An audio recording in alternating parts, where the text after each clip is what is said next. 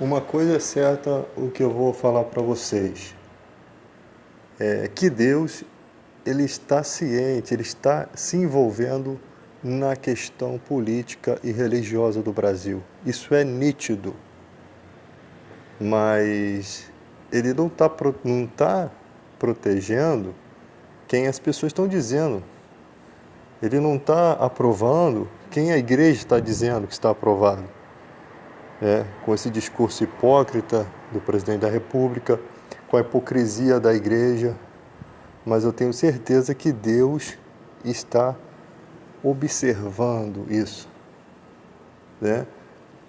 Quando eu recebi uma mensagem de um homem de Deus na rua que disse que era para eu falar, e eu já falei isso no outro vídeo, meio chateado, né? Porque a gente que prega a palavra de Deus, a gente fica meio com receio de estar saindo do Evangelho para falar de outro assunto. Até que eu compreendi que esse é o primeiro ano em que nós vemos nitidamente o que já vinha acontecendo, que no mundo todo as igrejas estão apoiando políticos, sendo que esses políticos que a igreja apoia não tem nada a ver com os princípios cristãos. Porque se tivesse a ver, eu, como passei a minha vida praticamente toda pregando, eu estaria também nessa luta, né? Decepcionado em ter votado no Crivella, estou. Eu estou decepcionado.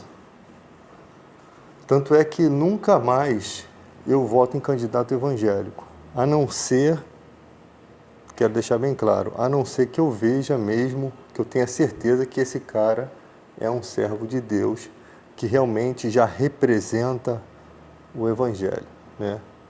Eu me iludi com aquela história de Projeto Canaã, do Crivella, mas também, como é que eu vou apoiar um cara que estava ligado à Igreja Universal? Né? Como eu sempre falei, contra os ensinamentos da Igreja Universal.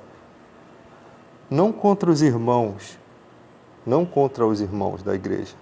Esses aí são pessoas que eu tenho com maior respeito e carinho, e até brigo por eles aí na internet quando chamam de idiota, quando criticam as pessoas. A nossa luta é contra os falsos mestres e não contra o rebanho, né? Então, no mundo todo está acontecendo o mesmo que está acontecendo no Brasil. As pessoas aceitando as falsas teologias, teologia da prosperidade, as pessoas acolhendo e trocando o evangelho por um cacho de banana, né? Por uma porcaria de ensinamento que nada tem a ver com Deus. Você olha para as igrejas que pregam o verdadeiro evangelho e observe que elas estão vazias. Uma oferta de libertação que oferecem hoje é uma oferta de libertação sem transformação. É uma oferta de libertação sem passar realmente pelo arrependimento, sem realmente ter uma aceitação a Jesus Cristo. Não existe libertação para o homem que não aceita Jesus Cristo. Pode fazer corrente de 318, 1.300 pastores, 5, 10, 20 mil ou até milhões de pastores, que não vai mudar. O convite do Evangelho é a conversão, é o arrependimento, é a mudança de vida. Não adianta você fazer essas reuniões para empresários, né? Se o empresário não deixa entrar no coração dele o amor de Cristo, não deixa entrar a misericórdia, se ele no comércio dele, ele não dá exemplo de cristianismo. O Evangelho é para abençoar todas as pessoas, mas por que Deus abençoa as pessoas? Esperando delas uma mudança. Jesus disse para a mulher pecadora, vai e continue pecando? Ele não disse isso. Ele disse, vai e não peques mais, para não suceder coisa pior na sua vida. Essa é a mensagem do Evangelho. Quando Deus faz, é porque Ele quer se mostrar ao ser humano, para que o ser humano passe a entender que tudo que ele faz na vida chega ao conhecimento de Deus e ofende, ou lhe agrada ou lhe desagrada, né? Então, é para isso que serve as manifestações de fé, né, que nós temos na igreja, as bênçãos, a oração, o poder. É com essa esperança que se tem. Aquela pessoa lá enferma, a gente ora, né? Não só para que a enfermidade dela seja curada, mas que ela também possa se curar da enfermidade do pecado. O pecado também é uma enfermidade e às vezes até causa realmente doenças, né? Como o contexto que eu uso de enfermidade para o pecado é que o pecado ele adoece a alma do homem, né? Mas que também pode ser consequência de doença espiritual, doença também física. Pode abrir espaço para o mal agir na vida das pessoas, sendo uma doença espiritual, ou pode ser também doença física, como uma espécie de castigo, né? Não que Deus permite que o mal opere na vida das pessoas, que são pessoas que fazem o mal às outras. Então, tudo que planta se colhe. A semelhança entre os pastores corruptos, com os políticos corruptos, é que os pastores corruptos não deixam as pessoas experimentar as boas novas do Evangelho, as grandezas espirituais, as bênçãos espirituais, e os políticos corruptos não deixam você experimentar as coisas boas da vida, né? Um bom emprego, um bom salário, né? Uma boa recompensa pela sua jornada de trabalho. Eu vejo pessoas assim, né? A gente às vezes vai fazer críticas a pessoas que têm serviços que mais parece escravidão, né? O cara pedalar o dia todo. É muito fácil você ser um cara que está sentadinho aí no seu ar-condicionado, né? Às vezes está acima do peso, não aguenta dar 2 pedaladas da bicicleta, mas está aí, ó, sentadinho no seu ar-condicionado e criticando a gente aqui lutando. Não estamos falando que ter um emprego é ruim, mas que nós queremos que o povo viva uma vida sem desigualdade social, que pelo menos o emprego dele dê uma condição melhor de vida, para que ele não passe a vida toda só trabalhando, sendo escravizado. Porque é isso que está acontecendo. A cada dia está perdendo mais o direito, os trabalhadores perdendo mais os seus direitos. E a igreja fazendo parte disso. Por quê? No início, o Bispo Macedo apontou o Collor como presidente da Igreja Universal, onde todos tinham que votar nele. Agora o Bolsonaro. Uma igreja, um líder de igreja, ele jamais pode apoiar alguém que ele não tenha certeza de que é uma bênção de Deus. Porque é nítido que não tem bênção nenhuma aí. Não tem bênção alguma aí. Eu creio que Deus pode transformar a vida de qualquer pessoa. Eu creio. Eu acredito nisso. Mas para que eu diga que uma pessoa foi enviada de Deus, escolhida por Deus, eu tenho que receber isso de uma forma divina. Porque Jesus me ensinou a olhar as pessoas de acordo com as Escrituras. Olha só, meu filho, árvore ruim não dá bons frutos, e nem árvore boa dá maus frutos. A árvore se conhece pelos seus frutos, não pela sua folhagem, não pela sua aparência. Mas o que ela anda frutificando? Então, a Bíblia diz, sondai os espíritos. Só existe 2 espíritos nesse mundo. O Espírito Santo de Deus, né, que fala da parte de Cristo, e o espírito do engano. Então não é pecado você avaliar a situação, julgar a situação, né? Que espírito é esse que está falando? Porque no futuro nós vamos ter que avaliar o anticristo, e o anticristo ele vai ser uma espécie de Cristo. Parece que nós estamos sendo preparados para ter esse tipo de conduta de avaliação. Eu sei que se o anticristo estiver para vir na nossa geração, Deus vai nos preparar, né? Deus vai nos preparar para a gente ter essa noção, porque muita gente não tem nem estudo comum, não entende nada do anticristo. Então vai ter que haver uma época em que a gente vai ter que falar disso para as crianças, para os adultos, para os adolescentes, porque vai ser tão importante.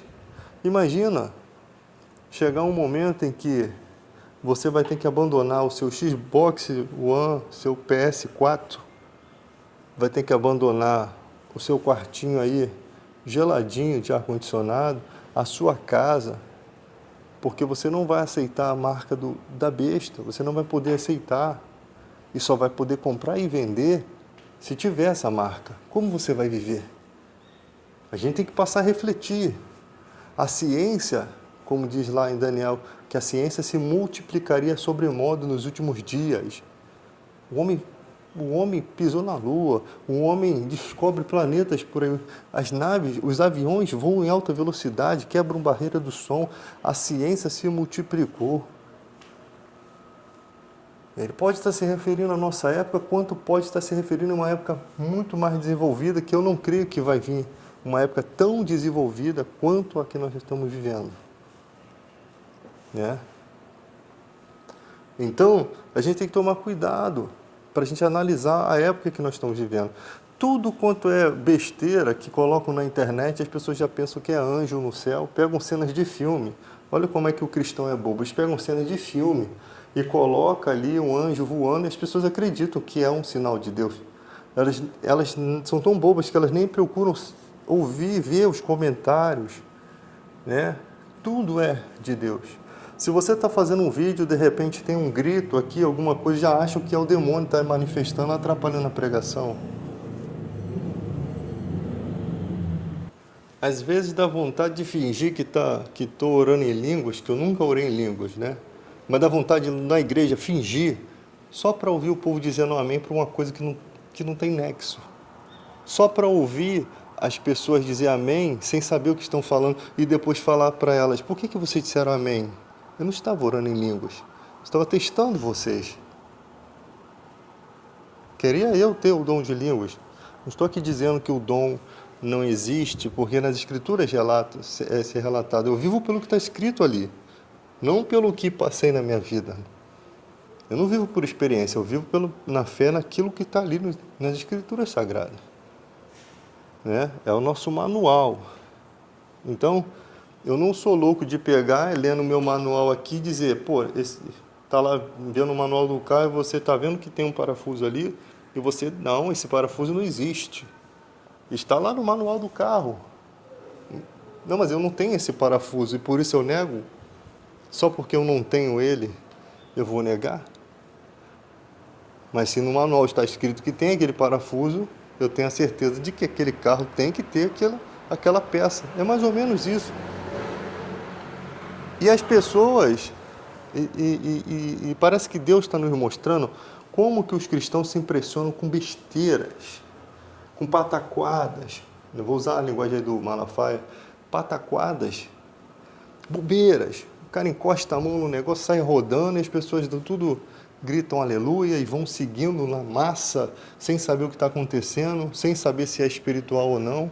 Elas não têm a capacidade de avaliar. Tem que avaliar. Você não pode dizer amém para coisas que você não conhece. Você não pode aceitar coisas que você não conhece. Deus não vai ficar chateado com você. Deus não vai te castigar por você duvidar de uma situação que você não entende. Que Deus é esse que vai castigar você porque você não disse amém quando o irmão orou em línguas e você não entendeu? Que Deus é esse? É um Deus de confusão? Ele ficaria irado com você se você não desse o amém sabendo o que aquele homem estava falando. Né? Então, a igreja de hoje, ela tem essas coisas. Tem um monte de canal, como eu já falei aí, que dizem um monte de profecias que não se cumprem. E nunca se cumprem. E o vídeo ainda está lá, e as pessoas continuam seguindo. Daí tem o erro, diverge o erro de vocês.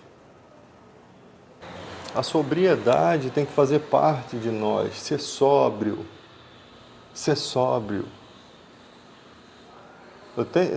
Às vezes não é porque aquele é seu pastor, aquele é seu irmão de igreja, que você tem que concordar com tudo que ele diz, não.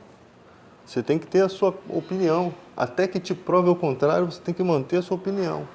A hora que conseguirem provar que você estava errado, aí você aceita. Humildemente, você desce o degrau que você subiu e diz, eu estava errado. Não há problema nenhum nisso.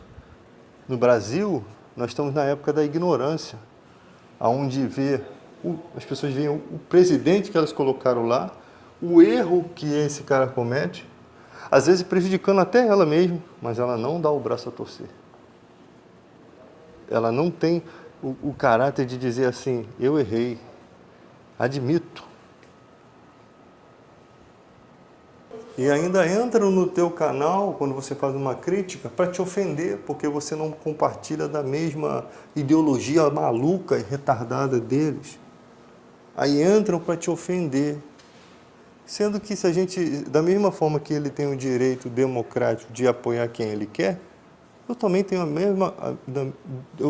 o mesmo direito. Então, para que as pessoas entram para te ofender? Né? Por qual motivo? Qual o direito que elas têm de entrar ali para te ofender? Porque você não apoia as ideologias perniciosas, né, que essas pessoas têm. Então, eu falo da política, falo da igreja também. Você tem pastores aí que já foi comprovado pelas suas ações que não são servos de Deus. Num país que nós vivemos, de charlatanismo, por que esses caras ficam livres, impunes, não são presos, não tem ninguém atrás deles? Porque fazem parte do mesmo sistema da corrupção política. E é isso que talvez Deus queira mostrar pra gente. Esses charlatões estão aí, e ninguém faz nada, porque eles comem da mesma latrina, do mesmo esterco que os políticos corruptos. Eles são aqueles que levam os eu vou dizer assim, subordinados, né? Os que são de uma forma alucinados por ele, né? Para esses políticos. E vão lá. Cada igreja tem o seu candidato, tem aquele que ele apoia, e ali rola dinheiro. Em todas as gerações bíblicas, tiveram os adoradores de Mamon. Quando Paulo escreve 1 Timóteo 6:3, ele mostra que já tinha gente naquela época fazendo a mesma coisa. E a gente poderia esperar isso. A Bíblia diz, farão comércio de vós com palavras fictícias. Isso é cumprimento bíblico. Mas não quer dizer que a gente tem que aceitar isso, não. Tem gente que acha que porque o mundo vai acabar, o apocalipse vai vir, o mundo vai acabar, que não, tudo tem que ser assim dessa forma mesmo, já está escrito. Eu ouço muita essa bobeira. Já está escrito. Onde estava escrito que Hitler ia matar quase o povo judeu inteiro? Onde estava escrito que Schindler ia salvar alguns judeus? Não tinha escrito nada ali. Não, mas o apocalipse vai acontecer. E se aquele povo não luta pela vida? E se o Schindler não tivesse o coração mudado por Deus? E por que Deus não usou um homem de Deus para fazer isso? São várias perguntas. Talvez os que tivessem na época estavam corrompidos. A gente não sabe. Então não relaxa e é muito fácil dizer. Não está escrito, vai ter que acontecer. Isso é muito fácil falar. Né?